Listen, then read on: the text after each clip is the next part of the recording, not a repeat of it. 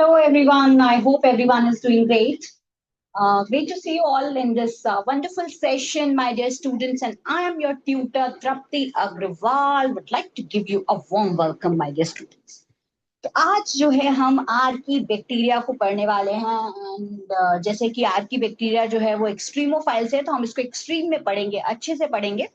So it's going to be a wonderful session and an important one as well, क्योंकि मैं इसमें NCERT को साथ में लेते हुए कुछ एक्स्ट्रा इन्फॉर्मेशन भी आपको देने वाली हूँ, जो कि आपको कहीं ना कहीं हेल्प करेगी आपकी फर्दर स्टडीज में, और वैसे भी आपको हेल्प करने वाली है. So archaea bacteria is one of the interesting bacteria. अगर हम हिंदी में बात करें तो मेरे हिंदी लर्नर्स के लिए जो है मैं बता दूं कि आर्की बैक्टीरिया को हम प्राचीन जीवाणु भी कहते हैं. क्या बोला जाता है इन्हें? प्राचीन जीवाणु. ठीक है, हिंदी में. आर्कीबैक्टीरिया का दूसरा नाम एक्सट्रीमोफाइल्स भी है. क्यों? क्योंकि स्टूडेंट्स ये जो बैक्टीरिया हैं ये बहुत बहुत एक्सट्रीम कंडीशंस में भी खुद को सरवाइव कर लेते हैं.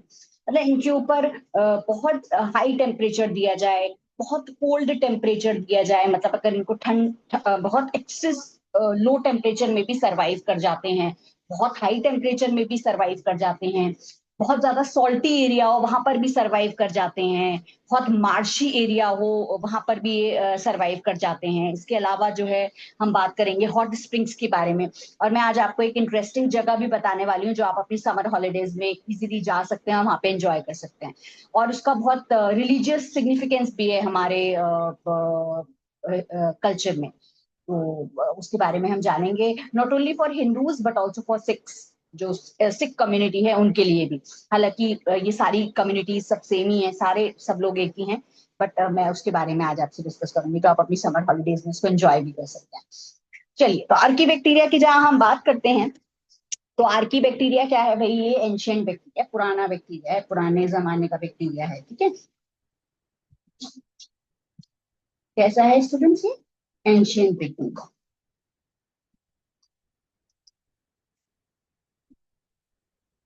एंशियंट.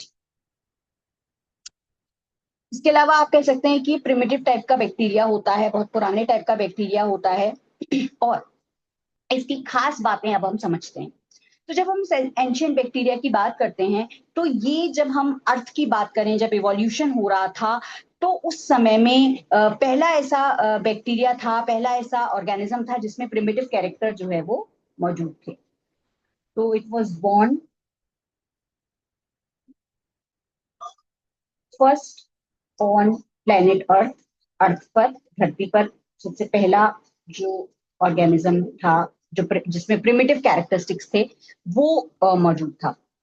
इसके अलावा स्टूडेंट्स, ये जो आर्की बैक्टीरिया है, अगर हम इसकी बात करें तो कहीं ना कहीं जो इसके कुछ अवशेष हैं वो आज भी मौजूद हैं. इसी वजह से इसको बोला जाता है ओल्डेस्ट लिविंग फॉसिल.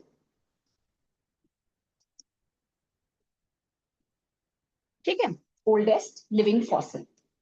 इसके अलावा जब हम आर्की बैक्टीरिया की बात करते हैं, तो आर्की बैक्टीरिया का एक इंपॉर्टेंट कैरेक्टरिस्टिक जो मैं यहाँ पे मेंशन करना चाहूंगी वो ये, कि जितने भी जो आर्की बैक्टीरिया होते हैं स्टूडेंट्स, मोस्टली जो आर्की बैक्टीरिया होते हैं वो जो है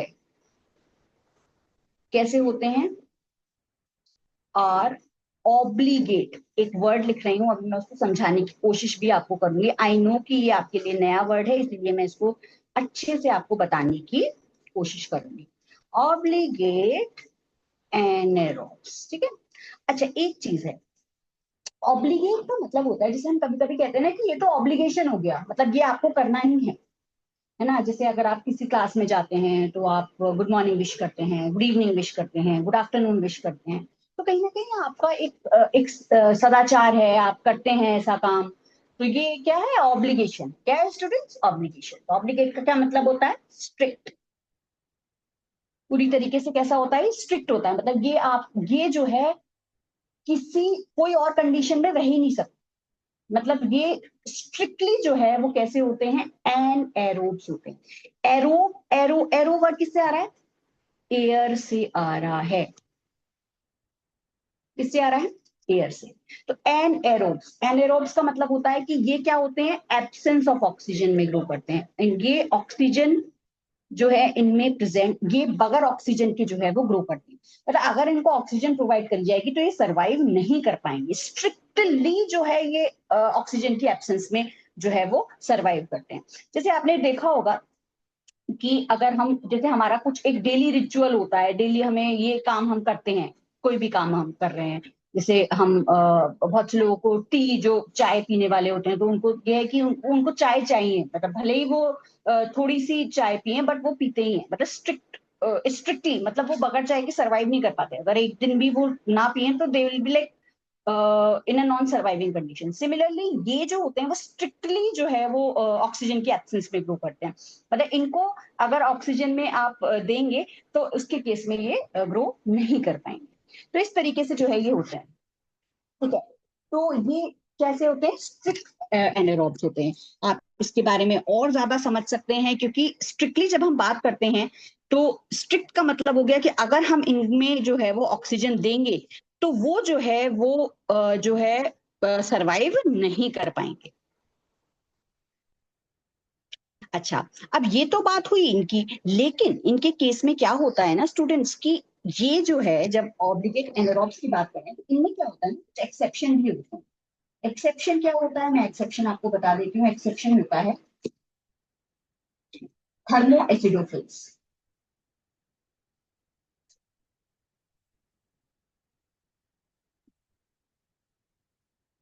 थर्मो एसिडोफिल्स जो होते हैं ना, ये क्या होते हैं, एरोब्स। ये एरोबिक कंडीशन में सरवाइव करे जाते हैं, जबकि मोस्टली जो और जो आर्की बैक्टीरिया होते हैं वो क्या होते हैं, ऑब्लिगेट एनारोब्स होते हैं, मतलब ये ऑक्सीजन की प्रेजेंस में सरवाइव नहीं कर पाते हैं। ठीक है, तो इस तरीके से आप याद रख सकते हैं। अब ये तो बात हो गई आर्की बैक्टीरिया की कुछ बातें। अब जो चीज आर्की बैक्टीरिया को खास बनाती है, स्पेशल बनाती है, मतलब कुछ तो ऐसा इनमें खास होगा जिसकी वजह से ये इतनी एक्सट्रीम कंडीशंस में भी सरवाइव कर जा रहे हैं। मतलब इनमें कुछ एक ऐसा आवरण होगा, या इनकी इनकी इनकी जो स्ट्रक्चर है उसमें कुछ ऐसी स्पेशल चीज होगी, राइट। और वो स्पेशल चीज जो एक नोटिफाइंग फीचर है आर्की बैक्टीरिया का, एंड मोस्ट मोस्ट इंपॉर्टेंटली वो है स्टूडेंट्स उसका सेल वॉल का स्ट्रक्चर। ठीक है, इसके बारे में मैं आपको ऑलरेडी थोड़ा बहुत अपने प्रीवियस लेक्चर्स में बता चुकी हूँ। आप चाहें तो उस प्लेलिस्ट को डाउनलोड करके उसमें चीजें फाइंड आउट कर सकते हैं। यूट्यूब पर प्लेलिस्ट है ग्रेड 11 नीट, उसमें मैं जितनी भी जो इंपॉर्टेंट इन्फॉर्मेशन जो मैं ग्रेड 11 से रिलेटेड, या जो अभी जो चैप्टर रनिंग है उससे रिलेटेड जो भी इंफॉर्मेशन है वो उसमें अपलोड कर रही हूँ। आई नो कि ये थोड़ा स्लो है, बट स्टिल हम सही जा रहे हैं, राइट। तो सेल वॉल के स्ट्रक्चर की जहां हम बात करें तो इसमें क्या होता है स्टूडेंट्स, पेप्टाइडोग्लाइकेन प्रेजेंट नहीं होती है। ठीक है, इनमें पेप्टाइडोग्लाइकेन नहीं होती, जो कि अनलाइक यू बैक्टीरिया है, क्योंकि यू बैक्टीरिया में पेप्टाइडोग्लाइकेन होती है। पेप्टाइडोग्लाइकेन का दूसरा नाम होता है स्टूडेंट्स म्यूरिन।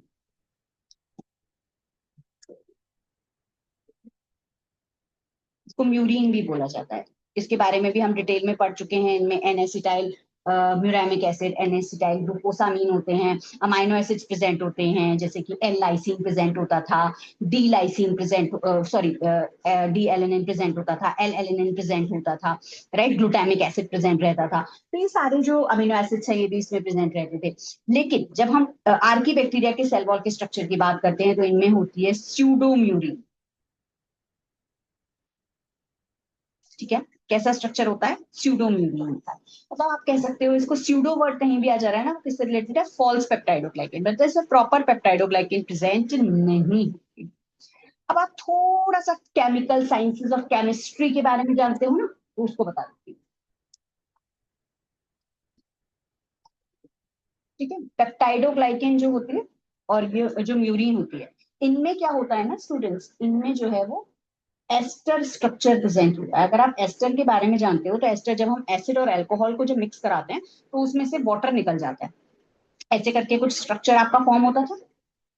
फ्रूटी स्मेल आती है इसमें, है ना। इस तरीके से होता है एस्टर। ठीक है, अब मैं दूसरा बना रही हूँ एक और स्ट्रक्चर जिसे बोलते हैं ईथर। ईथर क्या होता है, ROR। ठीक है, अब आप देखें तो कहीं ना कहीं स्टेबिलिटी वाइज अगर हम देखें तो ये ज्यादा स्टेबल है।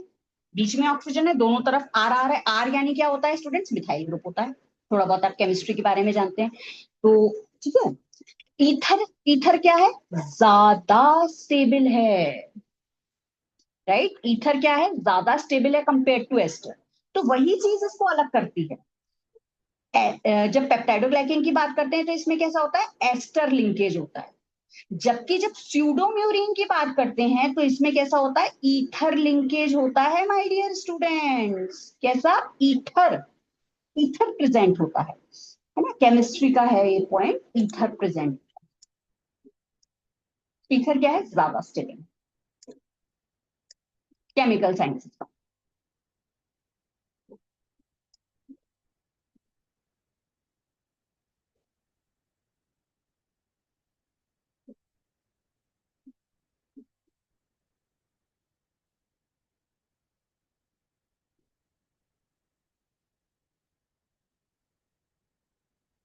ठीक है, ईथर लिंकेज प्रेजेंट होता है। और ये जो है ये किसमें होता है? स्यूडोम्यूरिन में। स्यूडोम्यूरिन में ये प्रेजेंट रहता है। अब बात कर लेते हैं नेक्स्ट पार्ट की। तो ईथर लिंकेज क्या है? ज्यादा स्टेबल है।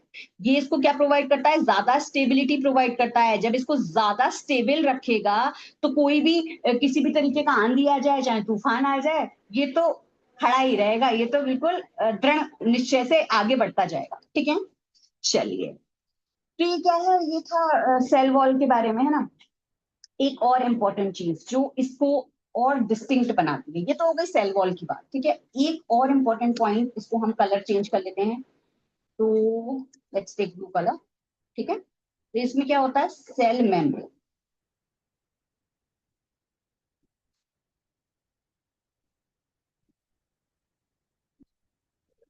ठीक है, सेल मेम्ब्रेन की जहां हम बात करते हैं तो सेल मेम्ब्रेन जो आर्की बैक्टीरिया की होती है उसमें क्या होती है? सिंगल लेयर होती है।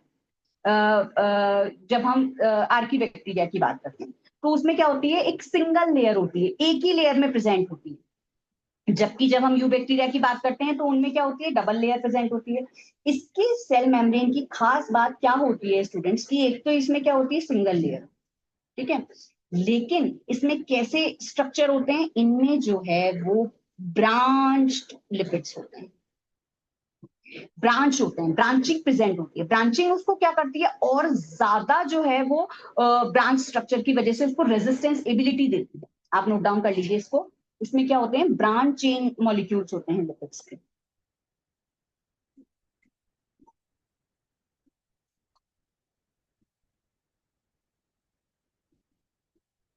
जो कि उसको क्या प्रोवाइड करते हैं? रेजिस्टेंस प्रोवाइड करते हैं।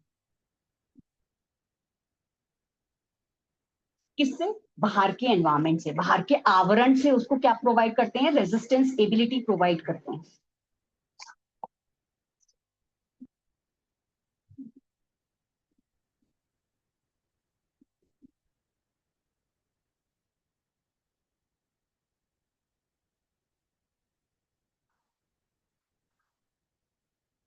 रेजिस्टेंस एबिलिटी जो है इनको प्रोवाइड करने का काम करते हैं।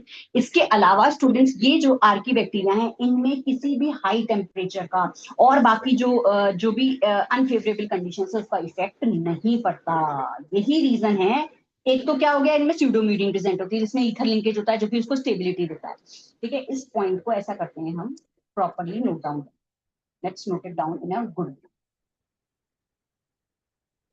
आप इसको हाईलाइटिंग पॉइंट में लिख सकते हैं।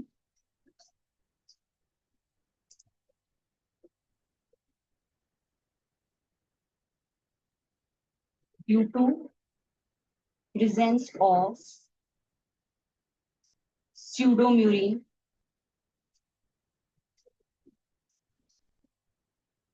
Ether linkage. आप इसको ब्रैकेट में लिख सकते हैं ईथर लिंकेज, क्योंकि ईथर और एस्टर कहीं ना कहीं आप थोड़ा बहुत एनकाउंटर कर रहे हैं। ठीक है, तो ईथर लिंकेज होता है। ईथर लिंकेज इसमें प्रेजेंट होता है स्यूडोम्यूरिन में in cell wall and branched chain lipids, single layer makes it resistant, रोकथामक क्षमता देती है बच्चों से, ठीक है। रेजिस्टेंट टू हाई टेम्परेचर,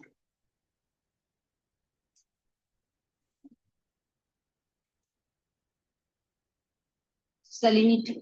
आप अभी इसको हाई टेम्परेचर वगैरह मत लिखिए, चलिए हाई टेम्परेचर लिख लीजिए। वैसे आप इसमें मेन लिखिए स्टेटमेंट में, don't write high temperature, otherwise सारी सारी कंडीशंस मेंशन करनी पड़ेंगी, क्योंकि मैंने अभी आपको कंडीशंस नहीं बताई। Resistant to unfavourable conditions, unfavourable जो कि हमारे फेवर में नहीं है, अनफेवरेबल कंडीशंस।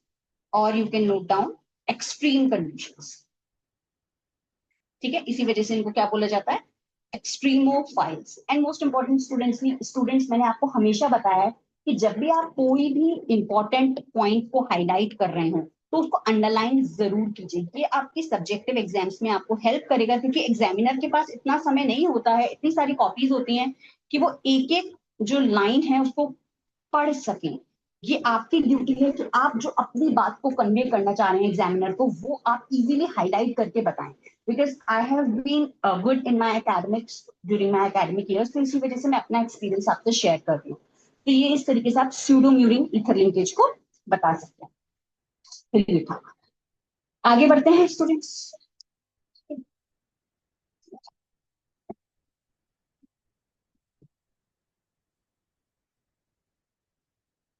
अब हम बात कर लेते हैं स्टूडेंट्स उन कंडीशंस की जिन जिन कंडीशंस में ये थ्राइव करते हैं, जिन जिन कंडीशन, जिन जिन हार्श कंडीशंस में ये रहते हैं। अब बात होती है उन हार्श हैबिटेट, है ना स्टूडेंट्स। हार्श हैबिटेट्स की जब हम बात करते हैं तो हार्श हैबिटेट्स में हम देखते हैं हाई टेम्परेचर में, बहुत ज्यादा एक्सट्रीम टेम्परेचर्स में ये सरवाइव कर लेते हैं, ठीक है। अच्छा, इन हार्श हैबिटेट्स को मैं आपको एक लाइन में सारे बता देती हूँ कि किस वर्ड से क्या मतलब, इससे आपको आसानी हो जाएगी। जब हम हार्श हैबिटेट्स की बात करते हैं, अगर हाई टेम्परेचर हो तो उनको जो है क्या बोला जाता है, हाई टेम्परेचर, बहुत ज्यादा हाई टेम्परेचर में जो सरवाइव करते हैं उनके लिए एक वर्ड आता है स्टूडेंट्स, थर्मोफाइल्स। थर्मो वर्ड कहीं भी आ जा रहा है वो कहीं ना कहीं किससे रिलेटेड है, हाई टेम्परेचर से। इसको आप नोट डाउन कर सकते हैं, ये आपको लॉन्गर रन में भी हेल्प करेगा। थर्मोफाइल्स, थर्मोमीटर हम किस लिए इस्तेमाल करते हैं, टेम्परेचर को लेने के लिए, राइट। तो उसी वर्ड से आया है। कुछ भी चीज याद करनी रटने की जरूरत ही नहीं है, इसमें भी ईथर लिंकेज में भी कुछ रटने की जरूरत नहीं है, ब्रांचिंग में भी कुछ, जब ब्रांचिंग ज्यादा होगी तो क्या होगा, वो चारों तरफ से अपने आप को प्रोटेक्ट रखेगा, एक्सट्रीम कंडीशंस में अपने आप को बचा के रख पाएगा, तो वही है, ठीक है। थर्मोफाइल्स हो गए। अब मैं आपको एक चीज और बताऊं, ये हो गए थर्मोफाइल्स, एक मैंने बता दिया। अब इसमें कई सारे हैं स्टूडेंट्स, तो आपको थोड़ा सा मतलब समझना पड़ेगा। टेम्परेचर को ही ले लेते हैं पहले। अच्छा, लो टेम्परेचर में जो रहते हैं, हालांकि ये एनसीईआरटी में नहीं है बट स्टिल आपको पता होना चाहिए इस बारे में। लो टेम्परेचर पे जो सरवाइव करते हैं वो क्या कहलाते हैं, साइक्रोफाइल्स। साइक्रो वर्ड कहीं भी आ जा रहा है, सॉरी मैंने इसको इस तरीके से लिख दिया, साइक्रो होगा, साइक्रो,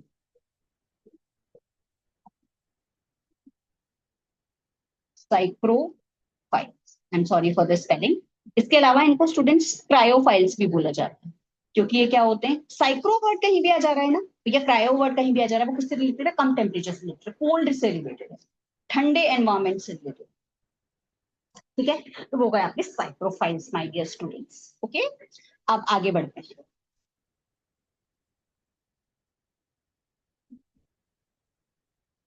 थर्ड है क्या, हेलोफाइट्स।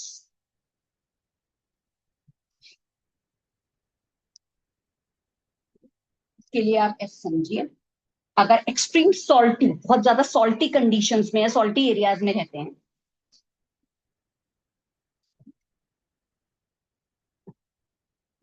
उसको क्या बोला जाता है, हेलोफाइट्स।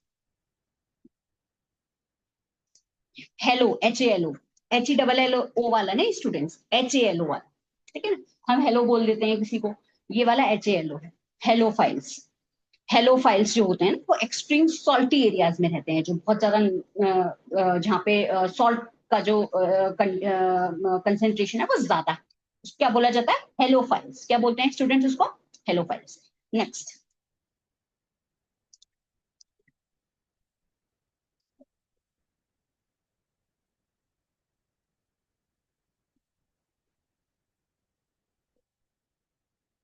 के अलावा स्टूडेंट्स एसिडोफाइल्स, ये भी एनसीईआरटी में नहीं है बट स्टिल मैं आपको बता दूं। हालांकि एनसीईआरटी में इसको हॉट स्प्रिंग्स में जो है वो थर्मो एसिडोफाइल्स के फॉर्म में दे रखा है, वो भी हम डिस्कस करेंगे। पहले मैं एसिडोफाइल्स बता देती हूँ, जो एसिडिक कंडीशंस में रहते हैं। एसिडिक कंडीशंस जहाँ है, जहाँ पे पीएच एक तरीके से कम है, राइट, आप लिख सकते हैं जहाँ पे पीएच कम है, राइट, इस तरीके से एसिडिक कंडीशंस है। इसके अलावा स्टूडेंट्स एल्कलाइन कंडीशन, हिंदी वाले स्टूडेंट्स के लिए मतलब आप अगर जानते हो क्षार और वो होते थे ना, इस तरीके से एल्कलिनिक एल्कलोफाइल्स।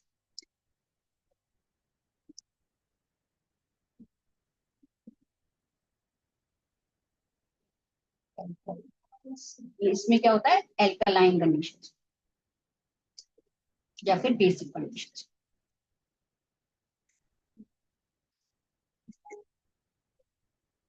ठीक है, ये हो गया आपका एल्कलीफाइल्स।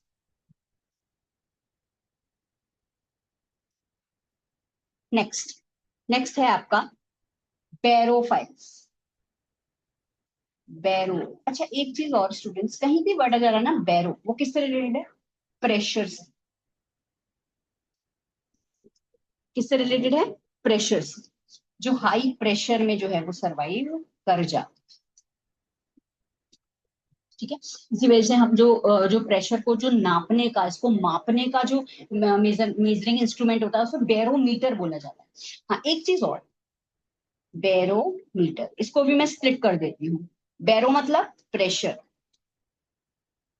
ठीक है, और मीटर मतलब मेजरिंग इंस्ट्रूमेंट, मेजरिंग डिवाइस या मेजरिंग इंस्ट्रूमेंट। ठीक है, ये हो गया आपका बैरोफाइल्स। Next, hot springs. हाँ, अब इससे रिलेटेड मैं आपको इन्फॉर्मेशन दूंगा। तो जब हम हॉट स्प्रिंग्स की बात करते हैं ना स्टूडेंट्स, तो ये जो हॉट स्प्रिंग्स हैं, ये एक तरीके का मतलब आप कह सकते हो, कह सकते हैं कि एक ऐसा एनवायरमेंट है या एक ऐसा एरिया जो है वो रखा जाता है जहाँ पे हाई टेम्परेचर होता है, बहुत एक्सेस में टेम्परेचर प्रेजेंट होता है इस हॉट सल्फर हॉट स्प्रिंग्स में। और ये ऐसी जगह होती है जहाँ पे जो टेम्परेचर होता है ना स्टूडेंट्स, वो अराउंड कितना होता है, 45 डिग्री से लेकर के 100 डिग्री तक का टेम्परेचर होता है, और पीएच जो है अराउंड 2 होती है। ठीक है, एसिडिक कंडीशंस भी हैं और थर्मोफिलिक कंडीशंस भी हैं, टेम्परेचर भी ज्यादा और एसिडिक कंडीशंस भी हैं। ठीक है, दोनों कंडीशंस प्रेजेंट होती हैं इन हॉट स्प्रिंग्स में।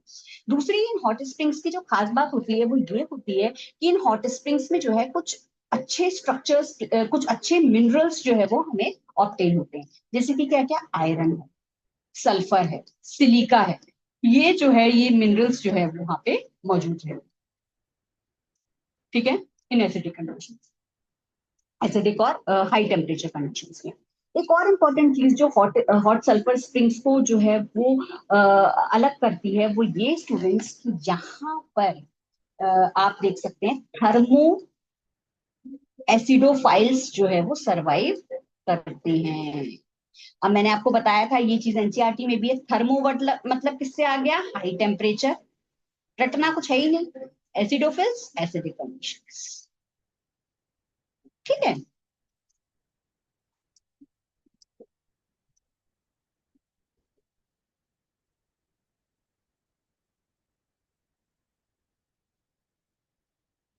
Acidic conditions. ठीक है, तो इस तरीके से जो है ये थर्मो एसिडोफाइल्स जो है वो प्रेजेंट रहते हैं माय डियर स्टूडेंट्स। अब हम आगे बढ़ते हैं और जो है इसके बारे में जानने की कोशिश करते हैं। मैंने आपको बताया था कि आप एक अच्छी जगह पर घूमने जा सकते हैं, जो कि मैं रेड पेन से आपको बताऊंगी। ठीक है, तो ये जो हॉट सल्फर स्प्रिंग्स हैं ये हमारे इंडिया में भी मौजूद हैं और आप इसको विजिट कर सकते हैं। इसकी एक स्पिरिचुअल इंपॉर्टेंस मैं आपको बता देती हूँ। आई नो कि ये थोड़ा सा ऑफ ट्रैक है बट स्टिल हम पढ़ रहे हैं तो हमें जानना बहुत इंपॉर्टेंट है। और सल्फर स्प्रिंग्स जो है वो स्टूडेंट्स मणिकरण में प्रेजेंट है।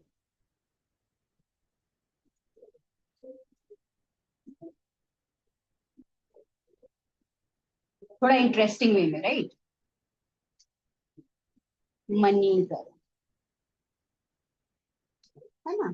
ये जो है ना स्टूडेंट्स, ये कहाँ पे है? ये जो है अगर आप जानते हो, हिमाचल प्रदेश में कसौल के पास, नियर कसौल।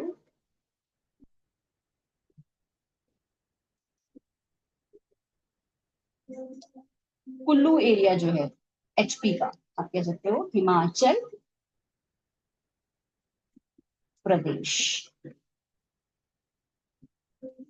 राइट। वहां पर ये मणिकरण जो है वो प्रेजेंट है। हालांकि इंटरनेशनली जो है वो येलो स्टोन नेशनल पार्क में मौजूद है। जापान में जो है बैपू करके है कोई जगह, वहां पर बैपू हॉट स्प्रिंग करके जापान में बहुत ज्यादा फेमस है।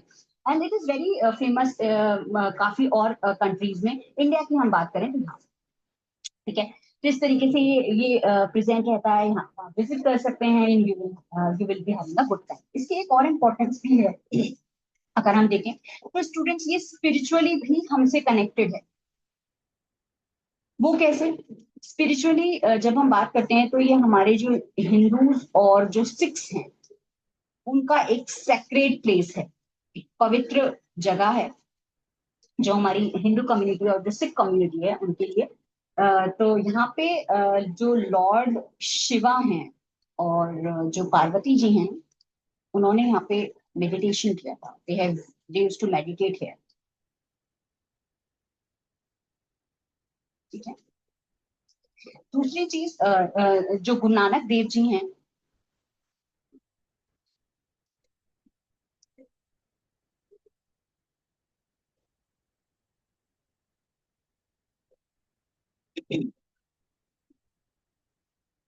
गुरु नानक देव जी जो हैं, उन्होंने जो है अपने फूड की प्रिपरेशन करते थे, क्योंकि यहाँ जब फायरवुड मौजूद नहीं था उस समय में ये फूड की प्रिपरेशन जो है यहाँ पे किया करते थे, उस हॉट सल्फर स्प्रिंग्स में। इस तरीके से तो वहाँ पे प्रॉपर उनका एक एरिया बन गया था जहाँ पे वो लंगर और बाकी सब चीजों को अरेंज करते थे। तो इस तरीके से इसका स्पिरिचुअल सिग्निफिकेंस जो है वो भी है, और बहुत ही अच्छा है। तो I try to inculcate this point, ताकि आपको एक नया एक चीज मिलेगी जानने की। चलिए, ये हो गई हॉट सल्फर स्प्रिंग्स की बात। अब हम आते हैं get back to our topic. तो अब हम बात कर लेते हैं स्टूडेंट्स की आर्की बैक्टीरिया जो है उनके उसके अंदर कौन से और जो बैक्टीरिया है वो मौजूद होते हैं। इसके अलावा जब हम बात करते हैं मिथेनोजेंस की, अब हम पहले सबसे पहले बात कर लेते हैं मिथेनोजेंस। तो ऑलरेडी हमने काफी सारे जो इंपॉर्टेंट पॉइंट्स हैं उनको डिस्कस कर लिया है। अब हम बात करते हैं मिथेनोजेंस की। तो मिथेनोजेंस जो होते हैं ना स्टूडेंट्स, ये मार्शी एरियाज में प्रेजेंट है। जो मार्शी एरियाज है वहां पर जो है ये मिथेनोजेंस प्रेजेंट रहते हैं। और इनका काम क्या होता है? देखो, नाम से ही पता चल रहा है, मिथेनोजेंस। जेंस का मतलब क्या? फॉर्मेशन। जेंस मतलब फॉर्मेशन, जेंस जिनेसिस, ये सब किसके लिए था? फॉर्मेशन ऑफ किसकी? मिथेन। मिथेन, ठीक है। तो मीथेन की फॉर्मेशन करने के लिए कौन होते हैं? मिथेनोजेंस। तो ये जो मिथेनोजेंस होते हैं स्टूडेंट, इनका काम क्या होता है? कार्बन डाइऑक्साइड जो होती है, जो कि प्रेजेंट रहती है, तो ये जो बैक्टीरिया हैं ये कार्बन डाइऑक्साइड को किस में कन्वर्ट कर देते हैं? मिथेन में कन्वर्ट कर देते हैं। मिथेन क्या होती है? CH4। काफी यूजफुल गैस है, राइट। तो ये जो मिथेनोजेंस हैं ये इसको कन्वर्ट कर देते हैं। कौन? मिथेनोजेंस। इसके आप एग्जाम्पल नोट कर सकते हैं। एग्जाम्पल की हम बात करें तो मिथेनोबैक्टीरिया,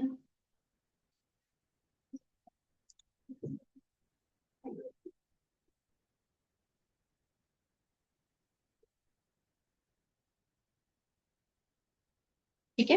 इस तरीके से आप याद रख सकते हैं, ठीक है। इसके अलावा स्टूडेंट जब हम बात करते हैं इनकी, तो अगर आप याद, आपको पता हो, काउडंग होता है, जो कि काउ का निकला हुआ, जो आप कह सकते हैं गोबर जो होता है, राइट। गोबर भी हम इसको बोलते हैं।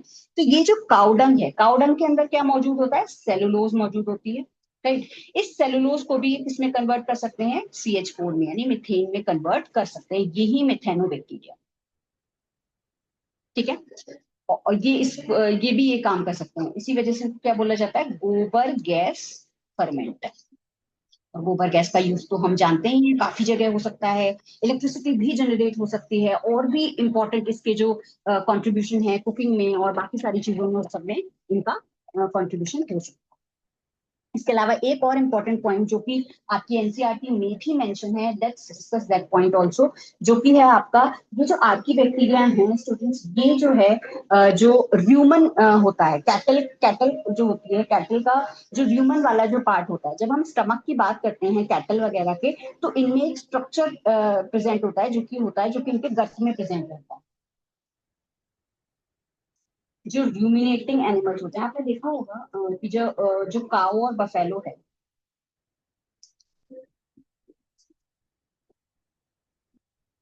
काऊ और बफेलो जो है, वो कहीं ना कहीं अपने फूड को जो है वो रूमिनेट करते रहते हैं, बार बार चबाते रहते हैं। तो इन जो रूमिनेटिंग एनिमल्स होते हैं, इनमें जो स्टमक का एक स्ट्रक्चर होता है, इनकी जो गट होती है, उस गट में तीन पार्ट्स होते हैं, उस गट का एक पार्ट होता है जिसे हम बोलते हैं र्यूमन, राइट।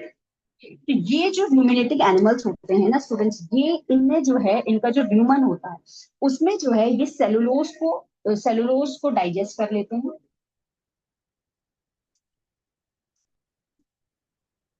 सेलुलोज को डाइजेस्ट करके ये क्या करते हैं, इसको कन्वर्ट कर देते हैं किसमें, मिथेन, मिथेन में कन्वर्ट कर सकते हैं। उसका एग्जाम्पल क्या है, र्यूमेनोकॉक्स। तो आप याद, एक शॉर्ट वीडियो में अपलोड कर दूंगी जिसमें आपको ह्यूमन एबोमेसम और इस सब के बारे में मैं आपको डिस्कस कर दूंगी कि किस तरीके से जो कैटल है उसके तीन स्टमक के जो पार्ट होते हैं, उसमें एबोमेसम सबसे बड़ा होता है, ठीक है। इस तरीके से जो है इनमें ये स्ट्रक्चर मौजूद होते हैं। तो ये था रूमिनेटिंग एनिमल्स के बारे में एक स्मॉल इंफॉर्मेशन। और अब हम चलते हैं स्टूडेंट्स जो है हेलोफाइट्स की। हेलोफाइल्स को हाईलाइटिंग वे में जो है वो बताया गया एनसीईआरटी में। तो हेलोफाइल्स को एक बार थोड़ा सा डिटेल में समझ लेते हैं। ये जो है हाईली सेलाइन कंडीशंस में होता है।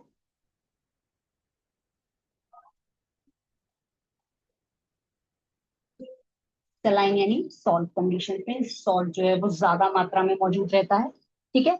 इनकी एक खास बात होती है आर्की बैक्टीरिया की स्टूडेंट्स, कि इनमें जो है जो मेम्ब्रेन होती है, वो मेम्ब्रेन जो है लाइट को एब्जॉर्ब कर लेती है। कैसी, पर्पल मेम्ब्रेन प्रेजेंट होती है।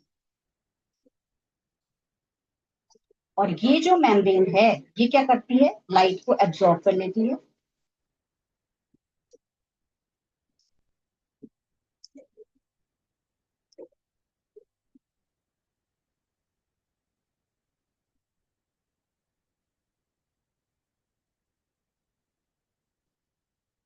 लाइट को एब्जॉर्ब करके फिर ये क्या करती है, डायरेक्टली जो है वो एटीपी की फॉर्मेशन करती है। Directly forms ATP. एटीपी यानी एनर्जी करेंसी, ठीक है। एनर्जी इनको डायरेक्टली मिल जाती है। एटीपी की फुल फॉर्म की हम बात करें तो ये क्या है, एडिनोसिन ट्राइफॉस्फेट, ठीक है। अगर आपने सेल वाला मेरा वीडियो देखा होगा तो उसमें मैंने एटीपी के बारे में मेंशन किया है। माइटोकॉन्ड्रिया जो है उसके लिए रिस्पॉन्सिबल होता है, बाकी सारी एटीपी मशीन भी बोला जाता है उसे। वो सारी चीजें आप एक बार रेफर कर सकते हैं। दूसरी चीज, ये कैसे होते हैं, नॉन फोटोसिंथेटिक। इनमें फोटोसिंथेसिस का प्रोसेस नहीं होता है, ठीक है। ये डायरेक्टली जो एटीपी का फॉर्मेशन जो है वो कर लेते हैं। तो इनमें जो है किसी भी तरीके से जो है, जैसे जो कार्बोहाइड्रेट के थ्रू जो है वो फूड का प्रोडक्शन हो रहा है, वो सब नहीं डायरेक्टली ऑब्टेन करते हैं। एग्जाम्पल नोट करना चाहें तो कर सकते हैं आप, हेलोबैक्टीरियम और हेलोकॉक्स। ये था हेलोफाइल्स के बारे में। अब एक लास्ट जो एनसीईआरटी में भी मेंशन है, वो है आपके thermo acidophiles,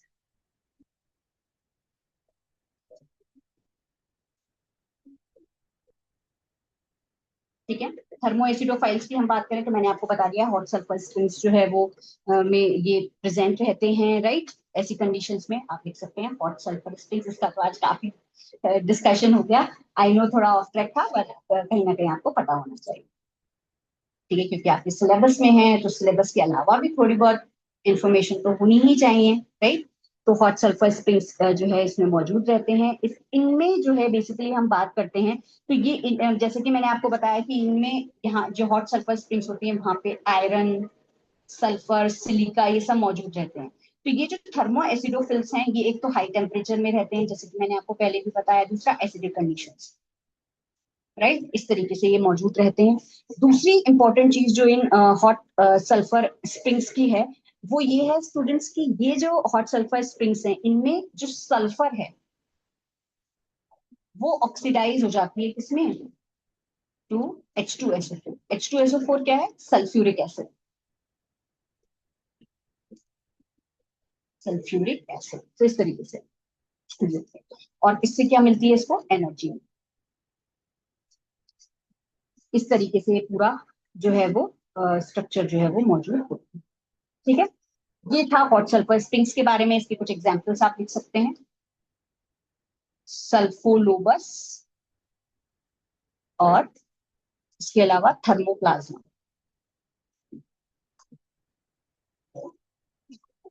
so that was about the thermo acidophiles and इस तरीके से आप हॉट सल्फर स्प्रिंग्स के बारे में भी मैंने आपको बता दिया था। इसके अलावा ये चीज तो मैंने आपको ऑलरेडी बता दी है कि ऑब्लिगेट एनारोबिक कंडीशंस में प्रेजेंट होते हैं, ऑब्लिगेट एनारोब्स होते हैं।